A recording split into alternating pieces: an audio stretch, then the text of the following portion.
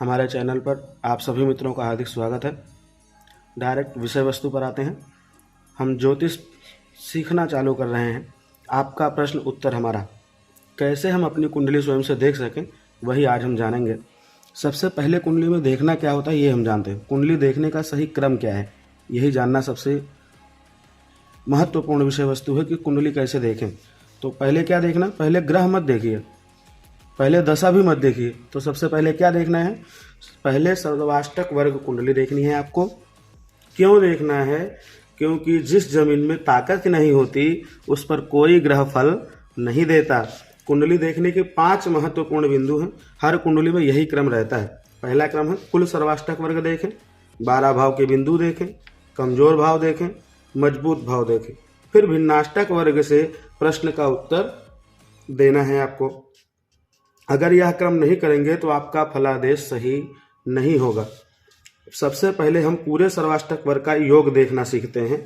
एक तरफ बिंदु कर देते हैं और एक तरफ अर्थ।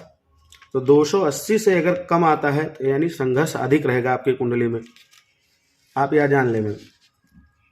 फिर अगर 280 से 300 आता है तो सामान्य जीवन रहेगा। 300 से 320 आता है तो अच्छा जीवन, और अगर उससे ज़्यादा होता है, 320 से ज़्यादा होता है तो बहुत ही अच्छा जीवन रहेगा। अब दूसरा भाव हम देखते हैं, 12 भाव के बिंदु को कैसे देखेंगे। तो यहाँ पर आ जाते हैं, 12 भाव के बिंदुओं को कैसे पढ़ेंगे वो देखते हैं। पहले 12 भाव में हम देखेंगे कि 25 से कम तो नहीं है या 26 से 29 के बीच में है। अगर 25 से कम है तो वह कमजोर भाव गिना जाएगा। अगर 26 से 29 है तो साधारण भाव गिना जाएगा। अगर 30 से 34 है तो अच्छा गिना जाएगा। 35 प्लस है तो यानी बहुत अच्छा भाव हो जाएगा।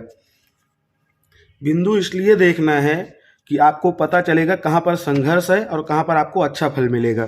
जैसे उदाहरण के लिए मान लीजिए किसी व्यक्ति का कुल सर्वाष्टक वर्ग 295 है और 7वें भाव में उसे केवल 24 बिंदु प्राप्त हुए हैं। इसका मतलब क्या होगा कि जीवन में संघर्ष रहेगा और विवाह क्षेत्र कमजोर रहेगा।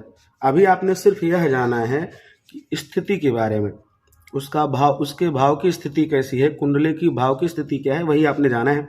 विवाह कब होगा ये आपने नहीं जाना है।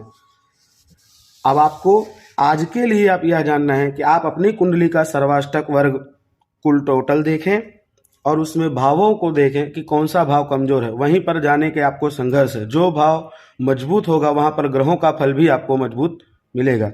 जय श्री राम।